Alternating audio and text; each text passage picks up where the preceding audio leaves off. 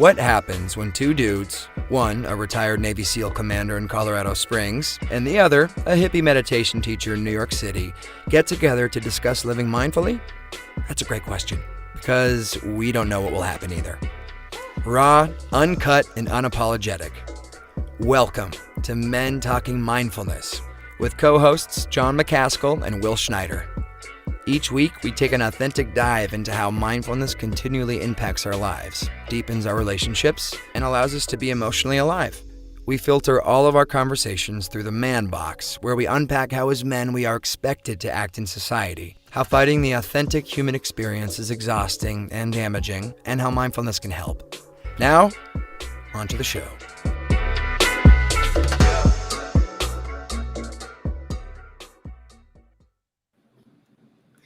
Hey, hello, everybody. Welcome to Men Talking Mindfulness. We're continuing on with season 3. I'm Will Schneider coming to you from New York City. There's my brother from another mother over there, Jon McCaskill. We in Colorado Springs today, John? I am.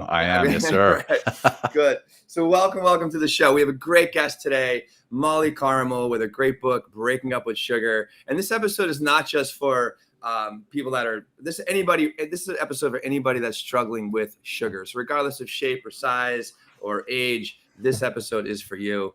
So thank you for joining us today. Without further ado, I'm just gonna we'll bring up Molly, our special guest today. There she is. There she is. And today's guest, Molly Carmel, is a licensed clinical social worker, is a leading addiction and eating disorder therapist, and founder of The Beacon by MC, which offers individual and group solutions, helping people break free of their destructive relationship with food and dieting. Known for her irreverent, straight talk, no chaser attitude, she's also the author and innovative book, Breaking Up with Sugar, a plan to divorce the diets, drop the pounds, and live your best life, and the host of podcast, What You're Craving. Molly has made it her life's mission to help people find a sustainable solution to the battle of obesity and related eating disorders. After battling an eating disorder for over 20 years and finding no solution in available treatment, Molly began her professional path and has never looked back. Molly's work has also been featured on The Today Show, Dr. Oz, Dateline NBC, Anderson. This is an incredible resume here. It's so long, 360, all good. You're also an Extreme Makeover, as well as People Magazine and the Los Angeles Times. And also, Molly is a good friend of mine. We work together here in New York City. I've actually had the opportunity to teach at the Beacon, her wonderful staff. And we're so excited to have you, Molly. I've been looking forward to this episode all season long. And thank you for joining us today. It's so nice to meet you, John. You're part of our crew. I want to go on this retreat. It sounds Come on. We would love to have you. Join us. Yeah. I have a dog in the room, by the way.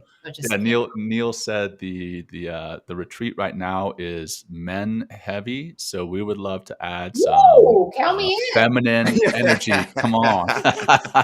Wow. Well, see, we're just here to talk about sugar, but maybe we're going to heal me too. Hi, guys. So good to be here. So good to see you. Love you, Will. Love you, John. Love having you. Love here. you too, Molly. Thanks for coming on the show. Absolutely.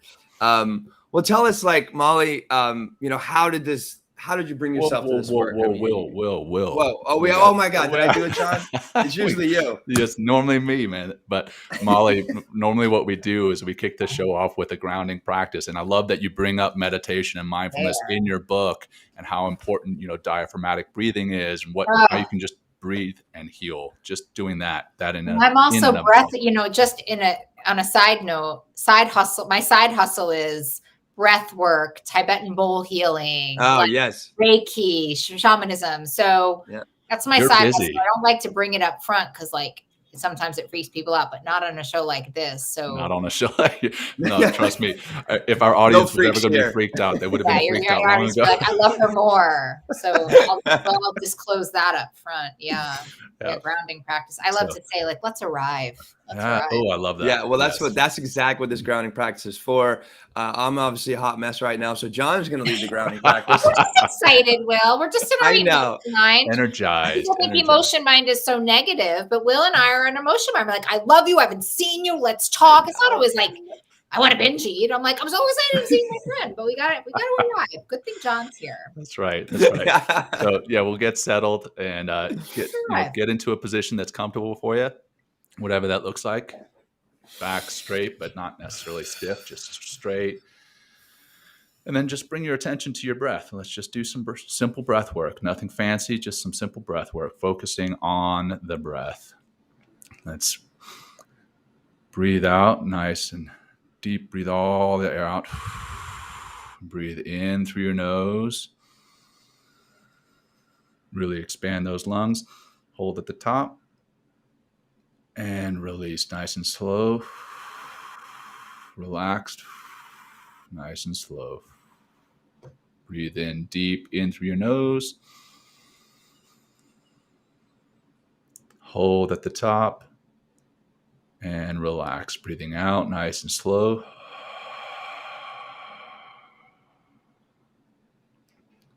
Breathing deep in through your nose. Noticing the air passing your nostrils and expanding those lungs. Hold at the top. And relax. One more. Breathing in deep. Pushing that diaphragm down, letting those lungs expand. Hold at the top. And relax.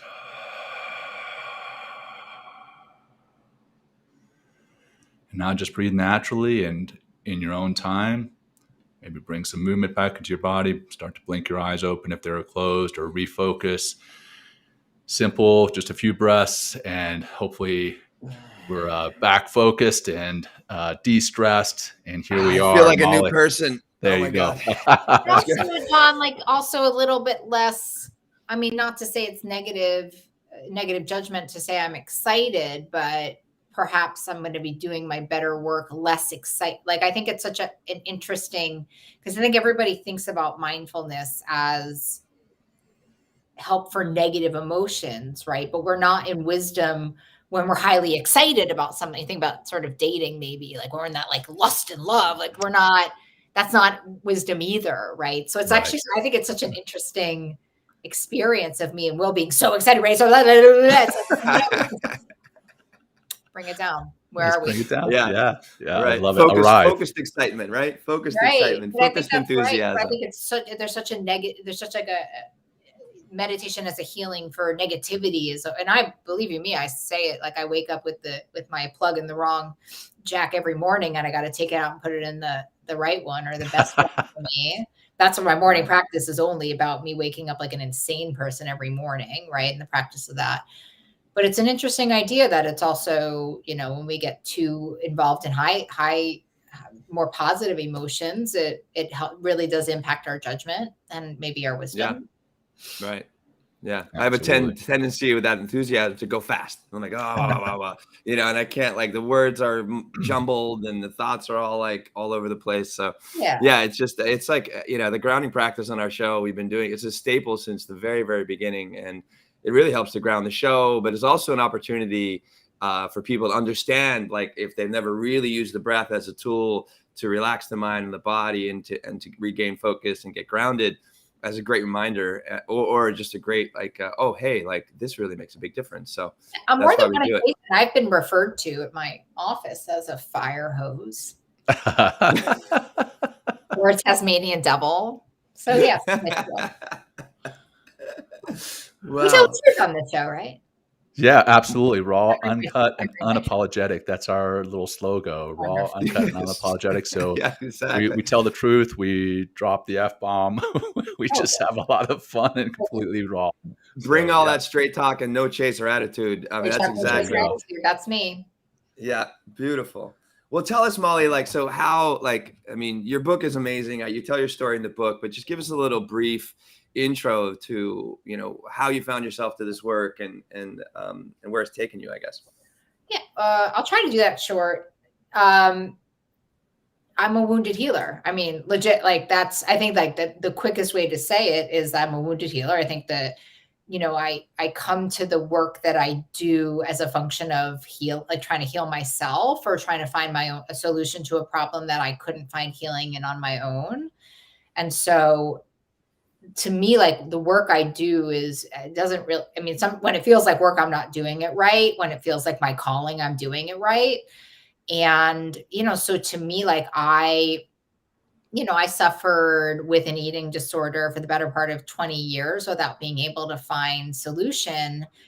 First of all, I think biologically, I was absolutely born, I was born susceptible to addiction in so many ways. And then I had a traumatic event happen right before I was 3. My father passed away, and like so many people, and so many traumatized young, I turned to food as a drug very, very early.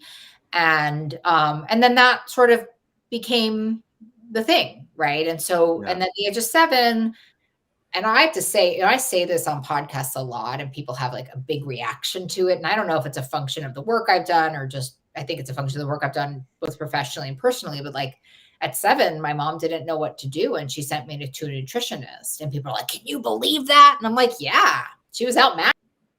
Like, she didn't know what to do. She had binge eating from the 70s, the 80s, like, there's nothing else to do. And so, and unfortunately, or I could arguably say fortunately, sitting here being able to help thousands and thousands and thousands of people, it also started my relationship with compulsive dieting and thinking that the solution is in the diet, which, I'm writing a second book about right now. I think our addiction to diet culture is arguably worse than our addiction to sugar. And our addiction to sugar is really bad. And so my path, as so many wounded healers, and I think effective wounded healers, got like really gnarly, like really ugly, really gnarly. I ate my way through bariatric surgery. I went on every single diet. I went to every single length that a human being would go to try to negotiate their weight. And I saw it as a weight problem. And I certainly saw it as an eating disorder, but more through the lens of a weight problem, which again is my second book. And I have to say, when I was 13 years old, I was at a weight loss camp having like the time of my life, but also having this knowing that they weren't teaching me anything. They were restricting my food and running me. And then Josh Cohen was my boyfriend. It was like the time of my life. You know what I'm saying? But I had a knowing inside of me, 2 knowings. Number one, I was going to go home and gain all my weight back, which in Miss Pekabick's 9th grade home ec classroom, the button to my skinny jeans popped off, and the shame and the demoralization was back. And I was back in the hopper of gaining weight and going back into that ugly, ugly cycle of binge eating, restricting, and all of this. And I also knew something happened to me in that moment. And I only think of it as like really divine intervention. I can say in a show like this, something in my head's like, this is yours to fix. You have to help people, and this is what you have to do. And so it was this really interesting path for me, because while I was doing all these incredibly like destructive things to myself and trying to find my own solution, I was going to social work school. I was getting trained in addictions. I was working at weight loss camps. I was doing all of these things that none of it made sense at the time. All of it makes sense right now. Mm-hmm.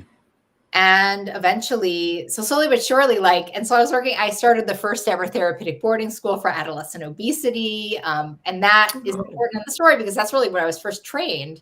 And the model they had there was, horrible. I didn't know it at the time. I was just being trained. And it was this very low fat eating and calorie counting. And I found myself just binging on like honey mustard pretzels and fat-free brownies. And I was working out so much at the time, it didn't impact. And so slowly but surely, as I started my own clinics, I was gaining weight hand over fist, and I didn't know what to do. And I was binging my brains out, and I was sick.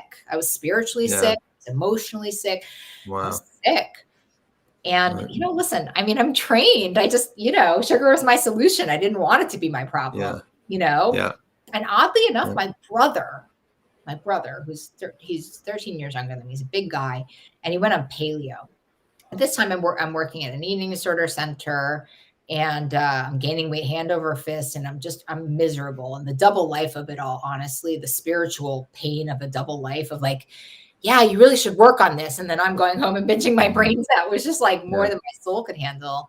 And when is this? What's the date on this, or what time, what year, or something like that, just to get time for? I'm stamping it about 15 years ago. Okay, 14 got it. years ago. And so my brother goes on paleo. I see him be so successful on paleo. And I think, well, I need a quick fix. Like, this is not working. And so like another diet feels like a great idea, obviously. but I give up sugar. I give up a lot of things at the time that I actually add back in because I don't think it's healthy, but I give up sugar, and two things happen. Number one, I go through detox, and I'm an addictions therapist. So I was like, oh, this is curious. I'm sweating, Wow. and this is a big deal. And then the other thing that happened is my life got a lot better, right? Like I stopped having cravings, and I really released weight kind of easily, and I slept better. And so all these things started happening. And so then I was like, oh, yikes, this is really the solution. And then I started getting training and got mentorship. And then I tell you something else. I walked into work one day and I flipped my clinic on its ass. Like I was like, because the other thing I noted when I woke up was that a lot of the people in my clinic were white knuckling just like me, right? Like they weren't doing well. They were certainly losing weight, things like that, but they weren't getting well. And once I started to understand the food addiction model, and then again, by the way, like, and the food addiction model that was being used was actually not something I was interested in either, because I've been a substance use therapist for so long also that like, food addiction model as I knew it was highly abstinent, like no this, no that, no this. And nobody was talking about the sort of lapse inevitability. I put it into human terms, like the idea that like, it's not if you're going to fuck this up, you're going to fuck this up. Like when you're talking about food, like you're screwing it up, like period. And so that diet mentality and that abstinence violation of us, like, what you have a bad day on a diet, you go off for 12 years. It's not, we don't really use our minds. You have a fight with your wife. You're not like, we're getting divorced, right? You have a bad day at work, quit your job, but somehow we like eat a brownie when we're trying not to eat sugar. And then we're like eating for 12 years. It's so crazy how we are. And so I had all this information, and once I really saw a long-term relationship viability in not eating sugar, I just knew I had to, and I just get that I really have an understanding of how we can make this to be a relationship. People are not looking at food like a relationship. They're looking at it like a diet. Yeah. Well, I didn't realize that. I didn't realize that the paleo, like, I didn't realize paleo. There's no sugar in paleo, and that was when the light bulb went on. Paleo. This is like how I saw paleo. Like, oh, okay. Actually, they use like a lot of those sugars, like coconut sugars. Like to me, like it's all to my brain reads any sugar I put in my body as sugar. Like monk fruit, like it doesn't matter. Don't even get me started on artificial sweeteners. And we're going to get you started on that. We want to. I don't know if you guys know this fun fact about me, but I see a small caseload of people, and I actually treat a lot of men, and I always have. And it's a really interesting struggle, men and food addiction. And I have to say this, I don't know how quiet it is, but men and diet addiction is pretty crazy. And successful men and diet addiction, and especially men in finance, men who have because I actually think it's the same. I think it's the same process addiction with dieting that you're looking to score. Like I think the scale addiction with men is very intense. And I treat a lot of men who do hedge funds and are CEOs. And I think that same go get it and high you get off of the deal and you get off of the, I think they're all very aligned from a brain chemistry perspective. Also very interesting data on binge eating, that when we restrict, it cues the brain to binge. It's it's a secret formula. And I have a lot of men that are like, well, I didn't eat breakfast. I'm like, yep. So you can eat at night, like not fooling me, man. So I have a lot to say. That's just sort of those are my opening remarks. I want to jump in on a couple of things there. One, in the book, obviously breaking up with sugar is what we're here to talk about. I love the title, Breaking Up with Sugar. Instead of quitting sugar, instead of, giving it up, we're breaking up with it, because you talk about it in the book as an abusive relationship. As, you have this relationship, you break up with the spouse, the boyfriend, the girlfriend, whatever. And then that boyfriend or girlfriend comes crawling back, and they're so sweet to you. You're like, oh, something's going to change. And you bring them back in. Yeah. And that's exactly what sugar does in our lives. And I love the way that you talk about that.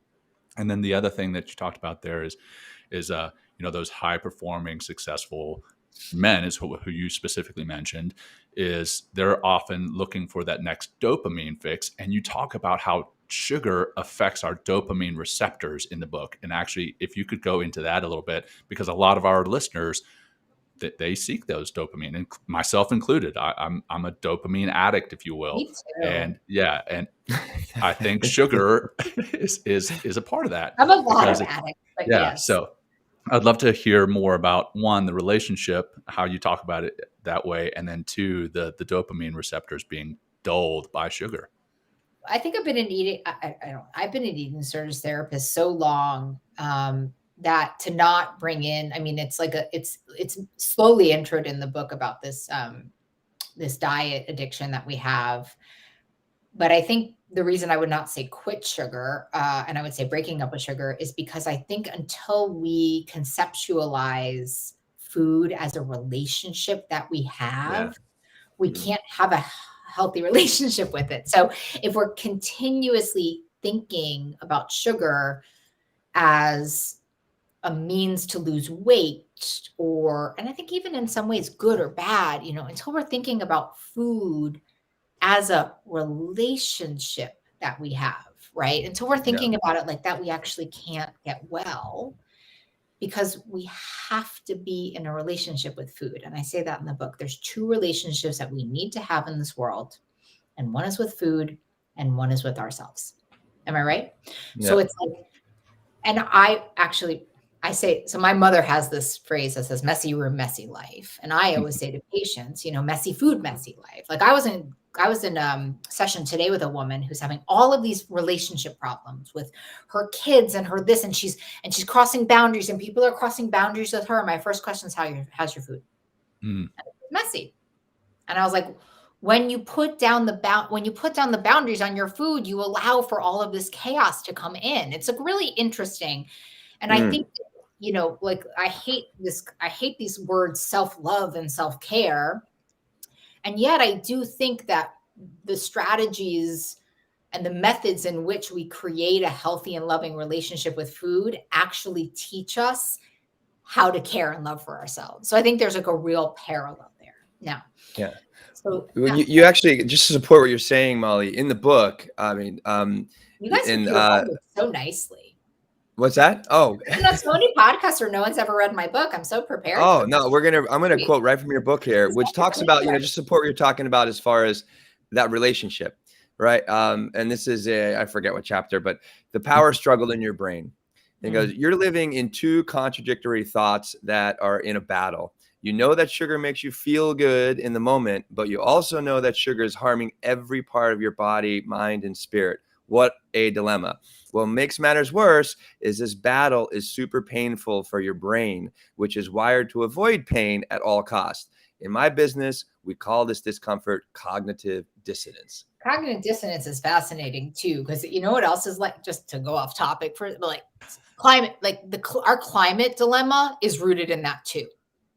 Wow. Right? Like it's easier for me to just drink out of a plastic cup than it is for me to think about the impact that plastic cup had. Like that's what, you know what I mean? So dissonance is, because like if you hang with me a lot, I'm always like half of my life is like, the dissonance of it all.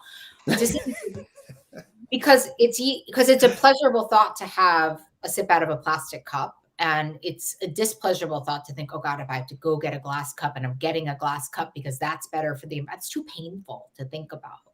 And so in many ways, thinking more about the pleasure of what it would feel like to be sugar-free is going to benefit you more than thinking about all the pain that sugar causes. There's a lot of chapters in that too, but it's actually what we're really thinking about in general right now. Does that mean the Absolutely. dissonance of it all? It's like, and I think the other thing about sugar, which I read about in the book, is like, I mean, and Jon, I think is someone who really shows it, like it's installment plan pain. Like it doesn't, and that's the thing about type 2 diabetes. Like they're not cutting off your foot till way down the line. So your doctor can say to you, you're pre-diabetic, and you're like, oh my God, that's terrible. And then 3 minutes later, you have the mochi ice cream going in your mouth because it doesn't hurt in the moment, right? Right. And the pleasure of the mochi ice cream in a dopamine receptor way, that immediate right now, here it is like, yeah, okay, I'm sure they're going to cut off my foot. And what's really interesting in my humble opinion, is when Mike Bloomberg, many years ago, Oh, the big gulps. He said, here's what we're going to do. We're going to put the calories of all these foods on the wall, and that's going to make people not order them. And as we know from cognitive dissonance, it didn't make a shit of difference. Nobody cared. And I think most of you are like, yeah, I'm sure, or I'll deal with it later. I mean, it's the American way. Like, that's never going to help somebody. Well, take us through that like, you know, because we said addiction. So maybe some people don't understand like how you can be possibly addicted to a food or sugar. Like, so, you know, when you're breaking down and speaking to and helping your clients understand this relationship to sugar, and it's an addictive relationship, like what does that addiction look like? You know, how would you define it like therapeutically? And in an aside, like it's highly controversial. Two addictions. It's addictions. Yes, you guys are such good students. Gosh, you really incentivized me to be on this show. We love you, Molly. I made John read this book because don't fuck this up, John. I know Molly. I love Molly. We got to do this. Oh my God. I'm honestly like, there's people like I've been on some past like, can you have fruit? I'm like, okay, so you didn't open any pages. Yes, I know. So, you can eat mangoes, just don't drink it. That's your go-to. Mangoes are your go-to, then, Molly. Yes, to fruit. Yes, to fruit. So let's talk about the first addiction, which is a substance addiction. So here's the thing, like nobody would be happier to have it not be addiction than me, because I have all 12 out of 12. So in chapter 4 of that book that I wrote, Breaking Up Sugar, there's a quiz. And if you don't want to buy the book, that's fine by me. You can just go Google Yale food addiction scale. And I just made a quicker, cuter version of it. But the problem, I mean, listen, when we can define a problem, we can define a solution, right? So if you have the problem, then the solution is probably going to work for you. And there are these like 12 criteria from the Diagnostic Statistics Manual, from the Yale Food Addiction Scale. And I think the other thing that's really helpful to me when there's a measure is how badly do I have the thing? Because there's people who score 3 out of it.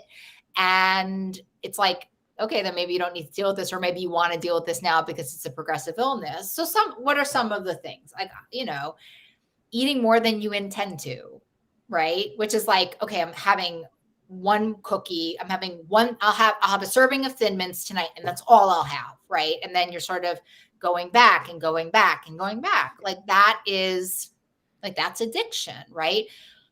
Eating despite knowing it's bad for you. Like a doctor, I mean, the story I just told you, right? A doctor saying, hey, this is pre-diabetic, man. You got to cut down the sugar. And you're like, definitely. And you would like sign it in blood while you're in the doctor's office. And then you're like mochi ice cream in the bathroom. Do you know what I'm saying? Mm-hmm. One that I also really, really love is, eating more than intended. One that I do love is that, and I don't know if this applies to you guys, but is not doing things as a result. Like, so it impacts your social and recreational activities. I've had a lot of people that have stopped dancing, have stopped riding horses, things like that. There's so many of them, but there's real criteria of this.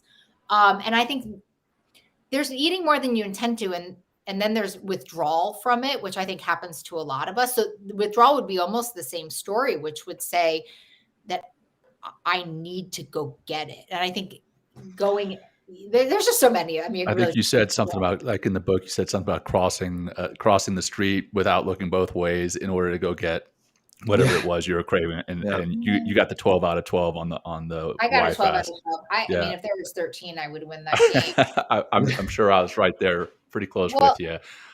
And I think I do this other exercise in the book, which I really love, which I think, and especially I know this is, I think for men to really look at, I have everybody do like a diet history and really look at, and I think, because I don't know why, I don't know. Look at all the different ways that you've looked to try to control your use. And for many of us, and I think most of us, that list is going to be long and unsuccessful. Wow. Or if it is successful, it's successful only for a very short time, right? Well, I think when someone says to me, well, Weight Watchers worked, I'm like, why are we sitting here? Yeah. It didn't. Yeah, exactly. Right. Well, I just think we can really rationalize so many things. Someone's like, well, that carnivore diet worked for me. And I'm like, it didn't. You're paying me to work. I'm working for you right now. It didn't. Like, it's a 12-step concept of declaring powerlessness. It's really saying like, and listen, we have plenty of power, personal power. I believe in it. I love it, whatever. But there is this piece with sugar where we have to really say, like, I am unemployable at fixing this problem.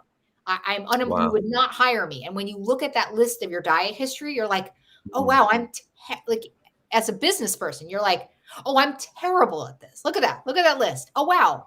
That's what happened to me. Someone had me make that list. And I was like, and I do this professionally. I'm like, oh, wow, I'm terrible at managing my eating disorder. Look at that. I really need help, and I need a different structure, and I need to really look at this with new eyes. And I had to, go look for some help. So I love this process addiction that you're talking about too. So substance addiction, we know them, right? The cocaine of it, the heroin of it, the crystal meth of it, the alcohol of it. So that's it. It's the substance that gets you high. But food is a two-hitter. And the second part is the process addiction. Process addiction is sex and gambling and swiping and all of that. So it's a double dopamine. And the process of eating and the process of overeating, actually, which is very, very hard to research. I don't know that there will ever be a day that we'll be able to define a process addiction of binging. It's a longer story than I even want to tell you about, but it's a process addiction. It's the process of eating. So you have a double whammy there, and you have a double manifestation of it in your dopamine receptors. The other thing I also need to say, as we're getting all sciencey, I hope I'm not like making people's We love it. We love this. So here's the other real problem with the sugar. Okay. So when you have a substance addiction is a nervous system problem, right? So we know this. The cocaine, you and I were talking about, like, so substance abuse, right in my dopamine receptors, all that, whatever. It's all up here. Food is here, and it impacts the endocrine system, right? So it's all the hormones. So it's a four-pronged thing. It's substance, it's process, it's nervous system, it's endocrine system. Wow. That's the diabetes of it all. So, you might not have all four of them. I've actually met people who are, food addicted, not eating disordered, who are overweight, not food addicted, who are normal weight and food. It comes in so many shapes and sizes. But here's the beauty of it. The answer to all of them is the same. Like, stop eating sugar. Right. And flour, if we're and flour, yes, and flour. Which this also to work with the the endocrine side and hormone side. It also, this addiction or the cycle that we're trying to continually fight and fill at the same time is that this shame cycle, right? Which is like what you talk so much about in the book, and it's like. And so talk about that as far as like what's going on there with shame and how does sugar. What's that relationship to shame and sugar? And then how does that really just kind of screw us up even more? I keep coming back for more, I guess, right? Well, I think that's more of that like diet cycle, right? It's like we find in like our soul, we find a way to say, okay, I'm going to try again. I'm going to try again. And the thing I actually think is really important here is that it's like the diet failed you. Like, you didn't fail the diet. When you look at how bad this relationship with food is, like this relationship status exam, when you look at that, I think the thing I want people to understand is that so often they've been diagnosed with strep throat and they're just taking Advil, you know what I mean? Or they're just taking like a cough drop and they're like, I still have strep throat. And it's like, no shit. Like, I always say, like, you have to find a solution as big as your problem. And I think diet culture totally fucks with us here, right? Because they're like, just do a 7-day cleanse. Like, you're good. And I'm like, oh my God, a 7-day cleanse makes addiction worse. It progresses in addiction, to be honest, because you quit and then the addiction comes back stronger, right? And I'm always like, what do we do on day 8? Yeah, like stronger cravings or something like that. Because you just talk about dissonance, cleanse. Right? Yeah. I'm like, I'll do a cleanse instead of dealing with my larger addiction, right? Of course. Yeah. So I say this because diet culture, or that it breeds shame. Like it breeds shame, right? Because shame says there's something wrong with me. Oof. Yeah. Right. And so diet culture breeds shame. Period. Because you're like, I don't know how we do this. I'm like, God bless our earnest souls. Am I right? Because you're like, I had this client the other day, and I read her chart, and she was like, I've seen 20 nutritionists. I've tried 7 programs, and somehow I didn't look at the date of birth. I don't know. I was like distracted, probably too excited, Jon. And I got on the Zoom, and it's a 20-year-old girl. And it's hard to impress me because I've been doing this so long. And I said, oh my God, I was certain you were going to be a 55-year-old woman. I had absolute certainty. And she's like, no, why? I was like, because I just read your diet history, and I can't believe you even came to see me. Like, God bless you. You know what I mean? So, because diet culture says, do this thing and you will be all better. Now, listen, there's no such thing as all better. We're on a mindfulness podcast. There ain't. Yeah, that's true. It's always a practice, always work in progress. Yep, work in progress. That ain't the thing, right? Pema Chodron. We got Pema Chodron next to me being like, there's no way. It's not possible. So that's the first problem, is that our dissonance is like totally a 7-day cleanse, heal. It's like, nope, right? And in fact, if you're in more of an eating disorder space, in fact, eating disorders are actually the hallmark of eating disorders is times of relapse, right? That's just like happens. I had a patient this morning and she said, it's back. And I said, well, yeah, it comes back. And then we deal with it. And, the practice of it all, right? And great. I'm so proud of you. You got it at level 1. We're not even like a little thing. We're just putting out a little cigarette on the floor. There's no forest fire here. So of course it breeds shame, right? Because I earnestly open up myself to the idea that I'm going to work with this nutritionist, or I'm going to try this conventional diet, right? That diet fails me. There's no process circle of like, hey, we're really sorry. You're sicker than we thought you were. So obviously I take it to mean there's something wrong with me. I'm fat for life. I can't do this. I'm never going to get well. Something's wrong with me. Repeat that 5 times. Repeat. And by the way, when I worked in my boarding school, I tell my brain I deserve this treat since I eat good most of the time. I just can I talk about that? Please. Go for it. Absolutely. Yeah. So I think that the languaging is so important there. And I don't think we think through the treat, Susie. I mean, that's what I would say. Like, if you really evaluated that treat, if you really said, is that really a treat, right? Does it do to you what a treat does? Because usually with sugar, it comes at a cost. It's not neutral, right? If I'm like, oh, I'm going to go get a massage, or I'm going to go sit in a bath. And there's chapters of this in the book. Like, those are actually treats. They treat me well. I'm done. But those treats, by the way, in an intensity perspective, live in like 6 and 7, right? It's not a 10 treat, but it also doesn't give me like a bottomed out 1 perspective. So I'm always so mindful about, and listen, I mean, I'm training this dog behind me. What am I doing to train him? Giving him treats. You got it. So, here we are. Yeah. This is real life podcast. That's right. We go live. There's a dog in the background. Has to go out.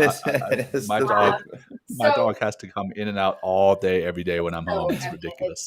It's so inconvenient. But this is life in our new world. Life is lifey, right? Life is lifey. So I think this thing about breeding shame, like, Will, of course it breeds shame, because the messaging we're getting and and what it takes to remessage that does take effort. And these brains are so devolved, right? So I had a man on my podcast, What You're Craving, Michael Moss. He wrote a book called Hooked. And it's all about big food, and it's all about the food industry and how it just totally has us hooked. Like, that guy said, and he wrote the book Sugar, Salt, Fat. And he said to me, Molly, when I wrote Sugar, Salt, Fat, if you had said to me that food was addicted, I'd be like, that's a little intense. He's like, after writing Hooked, he's like, hands down, so addictive. We are so up against something here. And he reminded me of our evolutionary process in which we do things that are easy, right? So in fact, like, it's easier to eat the dead antelope on the street as an animal than it is to like go and kill an antelope, right? Because I was asking him about intuitive eating. I said, so as you're explaining this intuitive eating, is not really a thing. He's like, I don't even know what that is, but like, no, because our intuition doesn't really work when it comes to food. And I think if it does work, the level of mindfulness that we need to have. Here's a quick story. One of my best friends she's also my agent. She's like a longtime Buddhist. So and she has like a meditation practice. Like, I mean, certainly shames me, and I do transcendental meditation. I mean, she is as Buddhist as they get, you know? So we're all in Cape Cod. I'm with her kids, and everybody's eating like all this chocolate.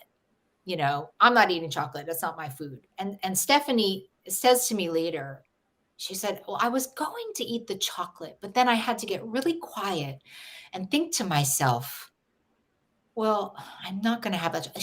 All I'm saying is this longtime Buddhist meditator almost had the chocolate, but really dug deep. Like, that's not life. Talk about life getting lifey, you know? So really declaring sugar as a problem is useful in the society that we live in. And I think with the evolution of our brains that we're given, when we want it quick, we want it easy, we live in a quick, easy society, whatever. So to go back to Will's question on shame, it breeds shame. Diet failure breeds shame. Yeah. Trying something that is that is a lower grade solution than the problem that you have breeds shame. Right. And yet, you know, people are very ingrained. And I think diet culture is the essence of dissonance. Mm-hmm. Diet culture and cleanses are the essence of dissonance, because they sell us something much easier than I have to be like cute and funny about this, because I'm like selling kind of unfortunate news, right? When we advertise this, people are like, no, you're going to take away our sugar. Right. Yeah, exactly. You don't take away my sugar now. Right, like, I'm good, thanks guys. Right, so it has to be funny and cute or something. But you mentioned the food industry, and something that I had as a banner on the screen there for a second was about the Bliss Point, and I'll bring it back. Can you speak about the Bliss Point, what it is, and then what it does to us physiologically that basically shuts down the ability to feel full? Yeah, I mean, I think what I'd say, like, as a really general statement, like whether or not you're like, shit, am I a food addict? I mean, there are billions and billions of dollars plowed into labs trying to figure out this Bliss Point, right? Trying to figure out, well, how sweet and how salty and how fatty are we going to make it so that they will buy more? Mm-hmm. There are people who are paid so much money to help us. I'm so sorry, guys. Oh, good. We love it. Good. That's what we love about this show, is it's real. And I think it's interesting that I'll just jump in as Molly takes care of her dog, but they actually use this term in the industry, right? Bliss Point. This is actually an industrial term. But then it came out. So I think it was a secret, and then it came out. You know what I'm saying? Mm-hmm. So where were we before? Talking about Bliss Point and how they've. I mean, God bless them. I mean, you got to say about the dogs, guys, they're just trying to protect us. Like a car just came in. Yeah. Like, and please us. All love. It's a gesture, is what I'm saying, you know? Let's see. I grew up with shame for not eating enough. Yes. Growing up on a farm. I agree. I think the thing that Richard's saying over here, like, he's saying, listen, I have some core values around food that say, I have to be overfull. I have to finish everything on my plate. I think that there's a lot about core values that we come into. I'm that way. I've got kids and they don't finish what's on the plate. I finish what's on their plate, because I grew up being told you must finish everything on your plate, because if you don't, there are kids in X, Y, or Z who are starving. But what does my finishing what's on my plate have to do with any of that? But it literally ingrained a value in my mind that we will not throw away food. Yeah, and I get what Richard's saying. But Michael Moss was saying, like, in his book, because it's his research is so good about this. Like, he's like, when you think about going with your dad to a baseball game and eating that hot dog or getting that ice cream with your mother on Cape Cod in the summer, like, that is creating neural pathways that are so unbeatable. Like what Susie's saying, she's like, yeah, we all get together and have dessert. What are you saying to me? Like, don't do that, Molly? And I'm like, I'm actually saying that.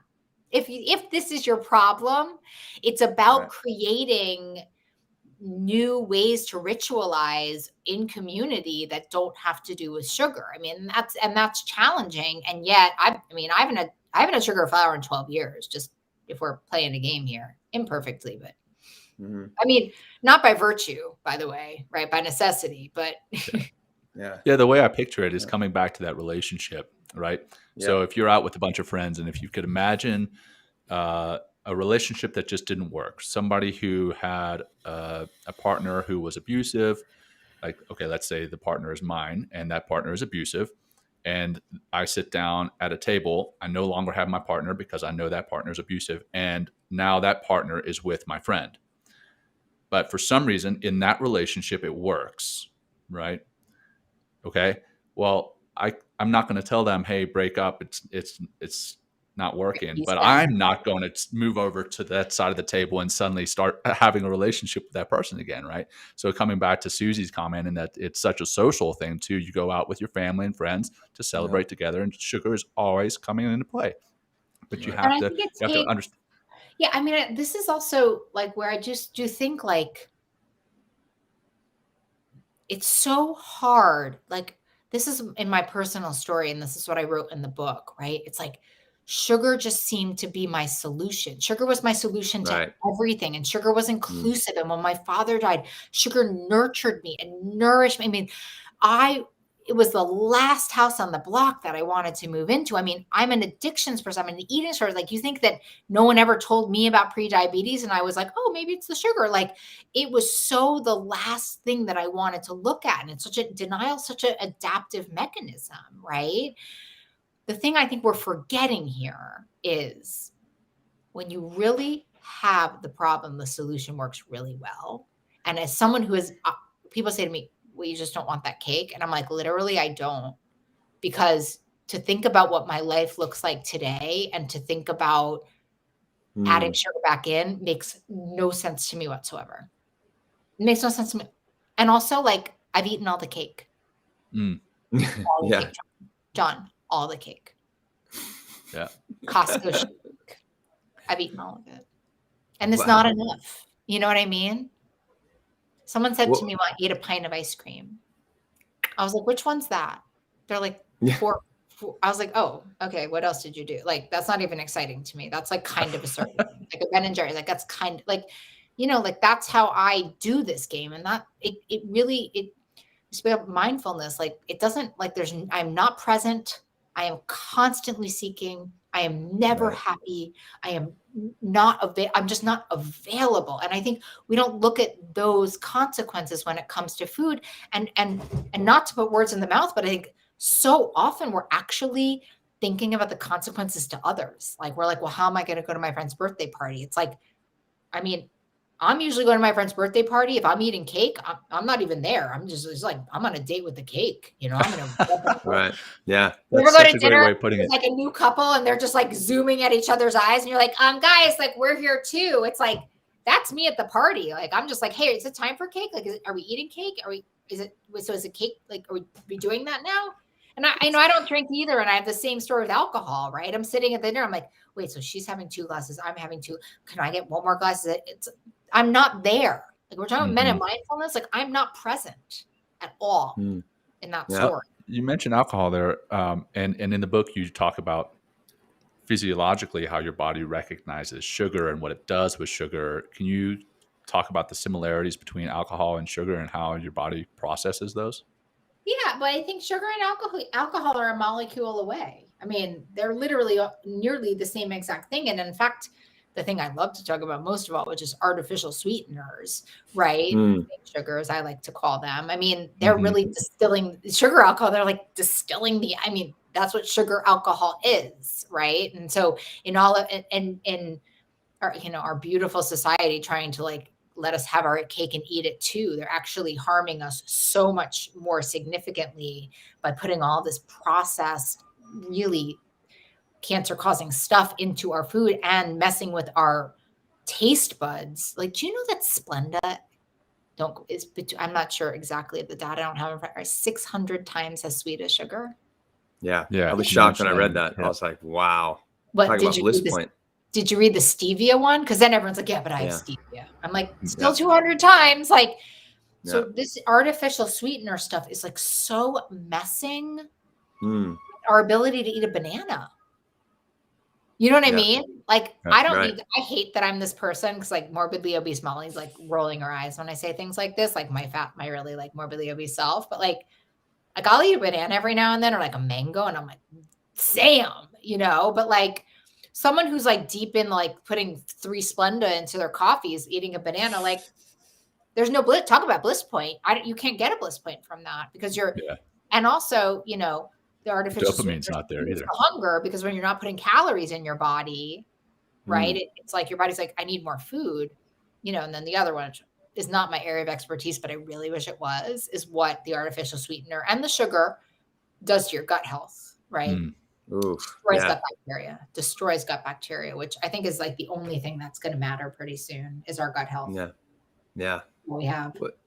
You also flour. I mean, we haven't really. I was really kind of shocked in the book when you are equating sugar and flour as processed flour. So talk about and as basically the same substance because it actually has the same biological and physiological effect as sugar. And I was like, what? Because I love pizza. I'm not a big sugar person, but I'll eat a slice. Oh my God, Will, that's like literally what people say to me. They're like, well, I'm not really into sugar. I was like, you into angel hair pasta? They're like, totally. You into bread? Oh my God, yes. I was like, okay, same problem.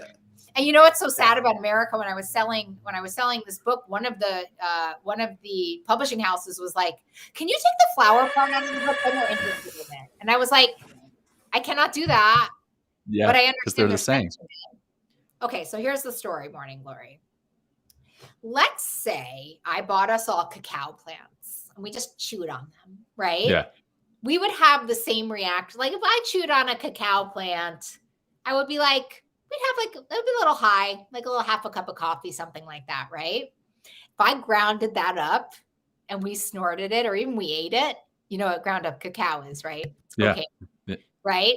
So the same can be said, same thing with opium, right? If we were like, had a little poppy muffin or something, whatever, some poppy, okay, whatever, no big deal.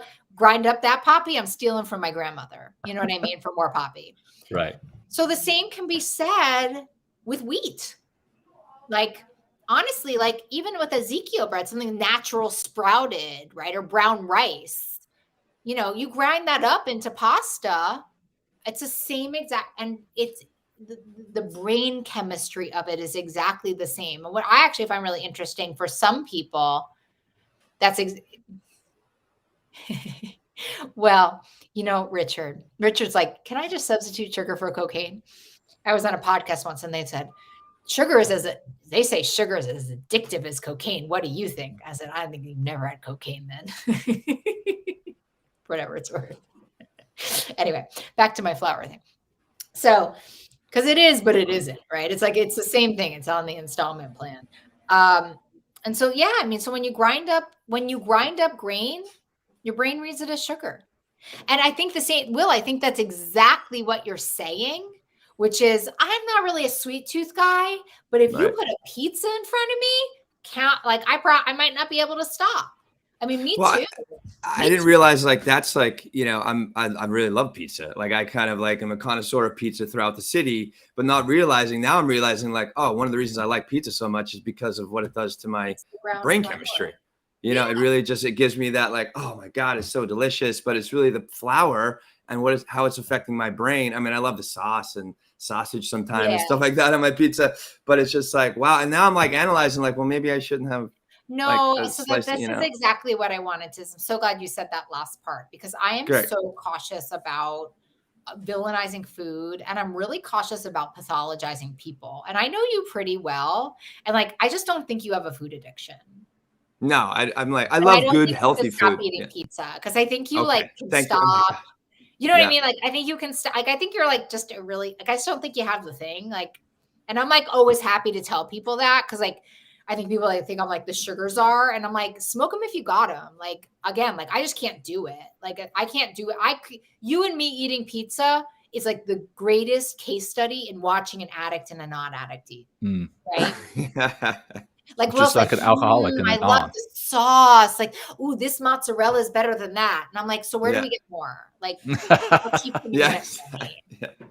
I'm the same. Again, coming back to kids, we buy some sweets to, treat our kids when they go potty or whatever. Right. And then my wife's like, "Hey, where's the potty treats?" I'm like, "Oh, that whole bag of family size M&Ms. Oh yeah, I ate that." Yeah, I'm with you.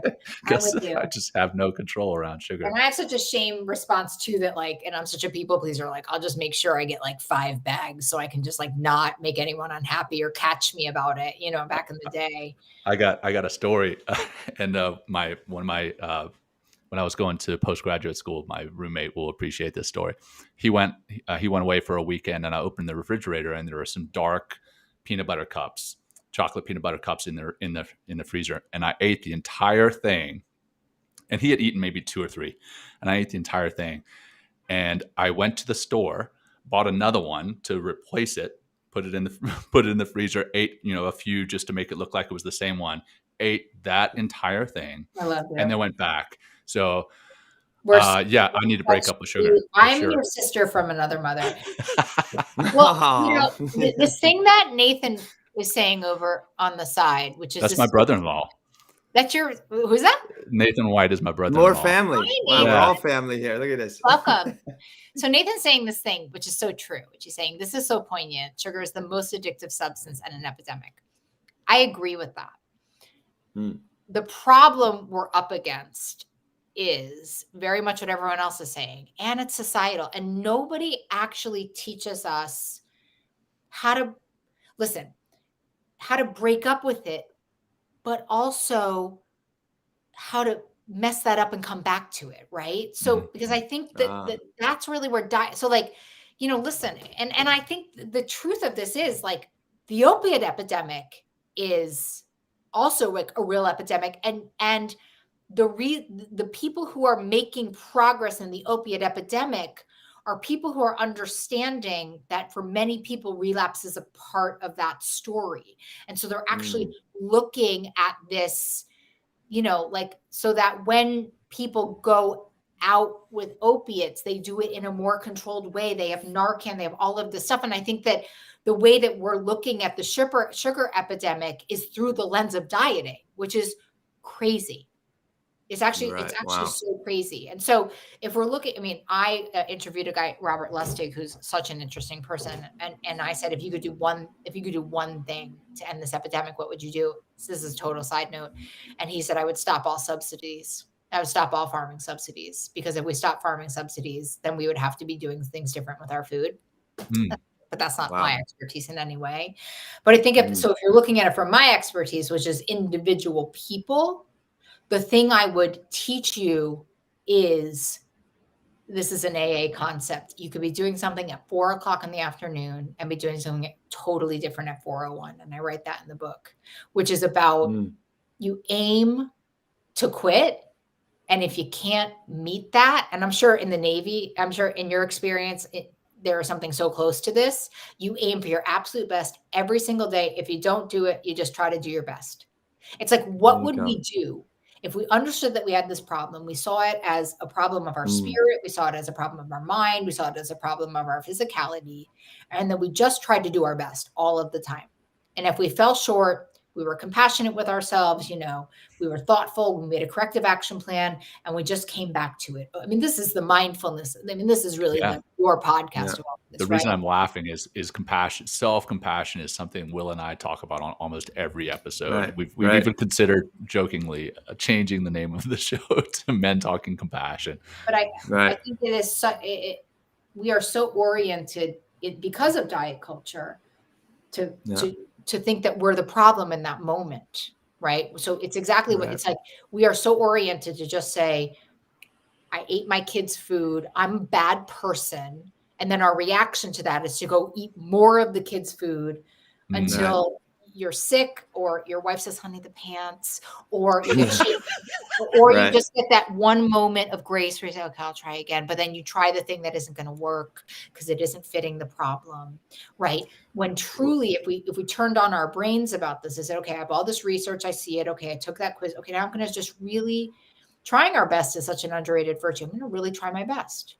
Well, I think the compassion, I feel, is like that ultimate relationship that we're really trying. I mean, so if we're trying to break up with sugar, we're definitely going to fall short. But if I'm more compassionate with myself, and that means I'm more kind to myself, therefore I'm going to allow myself to fall short, but also have the, probably wanting to maybe, yeah, go ahead. Well, we're curious. Like when we're compassionate, it There we opens go. curiosity. Like that's what I call it. I call it the 3 C's, right? I get compassionate, I get curious, and then I can make a corrective action plan. Like I said this to one of my patients. I was dealing with a patient today. She's bulimic, and we were talking about her. Ingestion of diuretics, and I said, "Listen," I said, "I know how hard it would be to report to me how many diuretics you're going to take in a week." And I said, "Here's just what I want to promise you: if you take 12 packs of Dulcolax, like." I'm just going to want to, I know that you have a really good reason for it. And I just want to understand why. And that's where our work is going to start, because but that's just like, I'm sure in that moment when you ate the cupcake, there was a really good reason why. But when we move right into shame and self-harm and sense of unworthiness, to bring Tara Brock into our podcast, it's gone. And all it does is reinforce that you should just go numb more. Right. But if it's like, I wonder what happened there. What made me vulnerable to doing that? Right. What would it look like if I didn't do that again? Yeah, compassion kind of pulls us into the middle ground of that curiosity, instead of being like, oh, I fucked up again, so now I feel shameful, and then I'm more likely to eat sugar again, or like be more of an addict. Whereas like that compassion kind of, like you said, opens up that curiosity and that opportunity for change. Well, yeah, and I think diet culture and diet failure has really put us into this, like self-hate's an addiction in its own thing. Like even someone said in this thing, like, I'm good, I'm bad. I mean, it's become so moral. And I do love us talking about the science, because it's like, it's not moral at all. It's actually incredibly biological and spiritual. Like it's so not moral. It's so far from moral. And the more we make it moral, the less solvable it becomes, because that shame and morality kind of live on the same plane, Wow.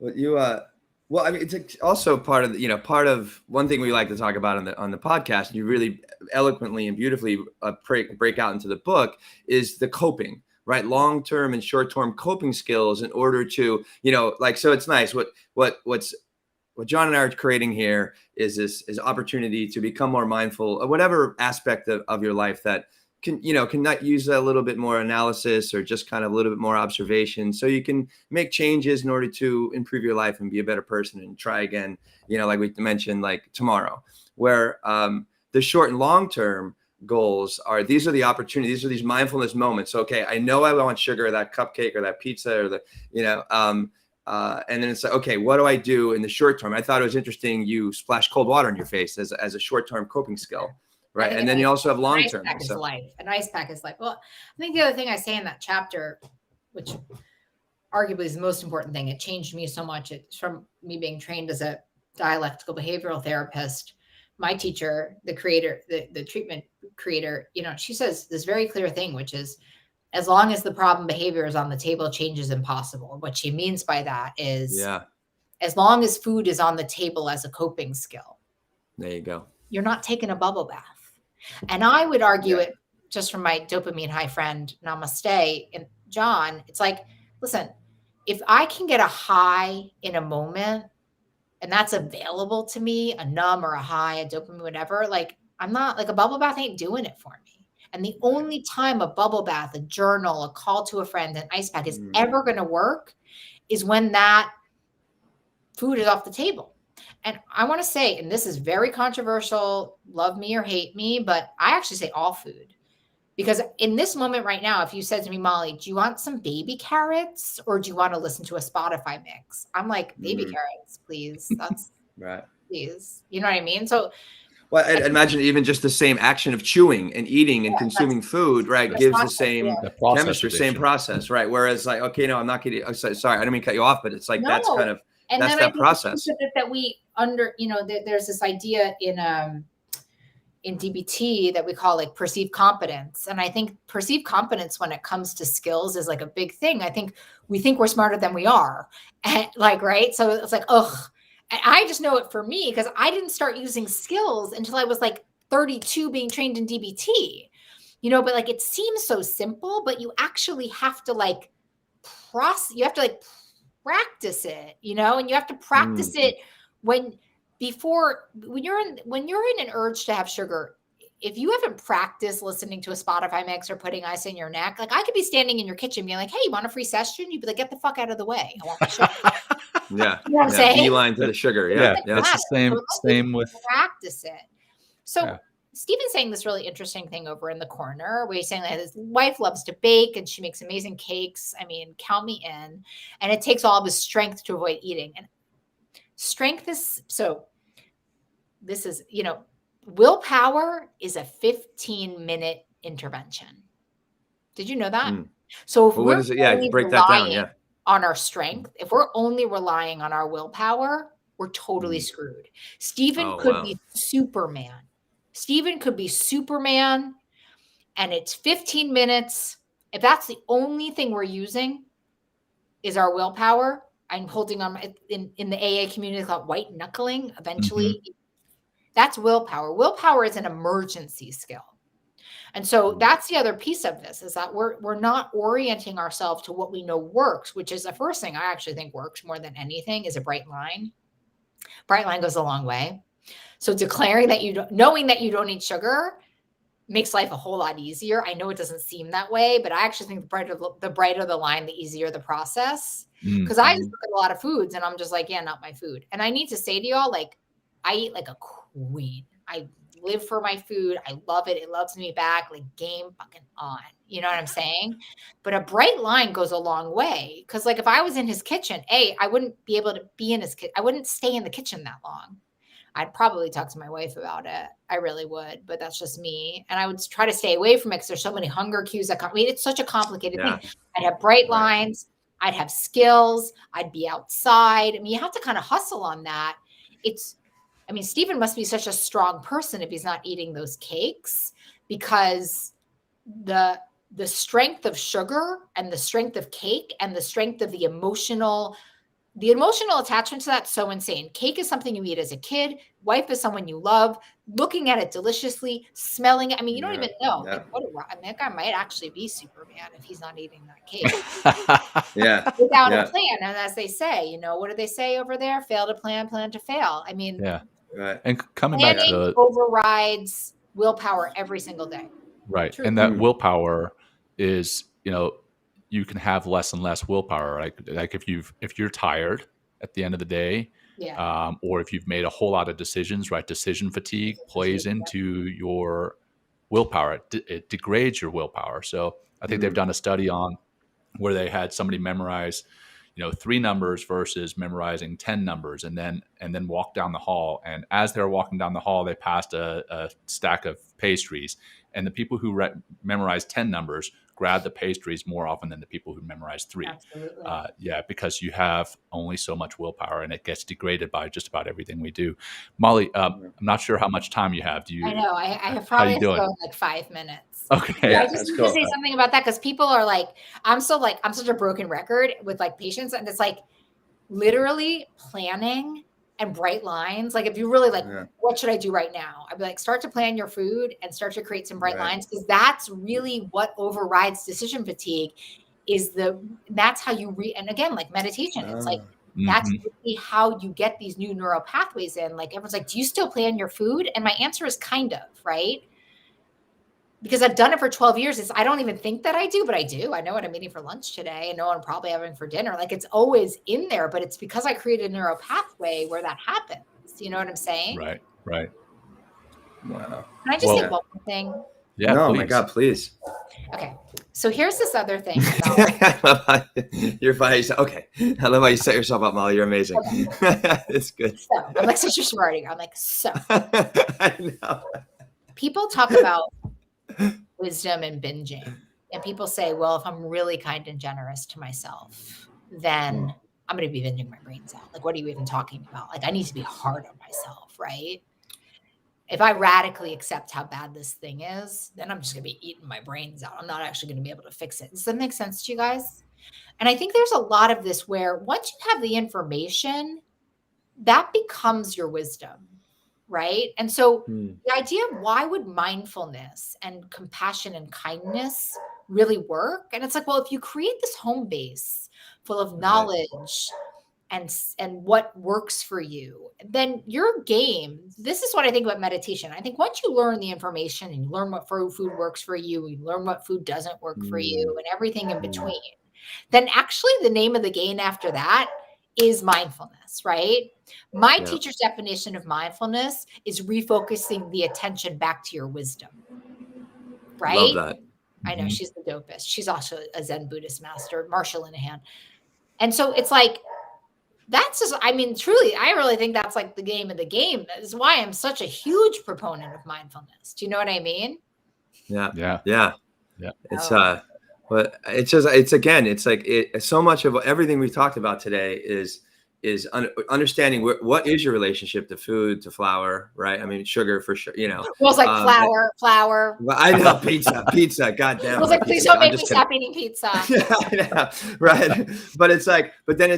But knowing where you are, I mean, that's a big part of the awareness with mindfulness, is knowing where you are and being, you know, and you have to be authentic and honest with yourself where you are, right? And then working for ways, right? I mean, and it's probably getting help is probably, if you really have a very vicious cycle with sugar and flour, and then seeking help, I think would be probably the best option.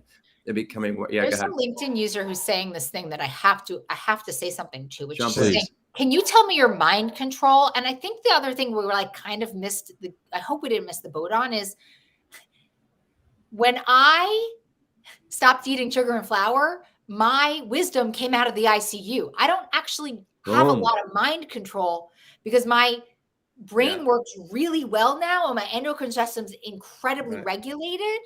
I don't actually need a lot of control because I surrendered everything. Talk about like the mindfulness of it all, right? Right.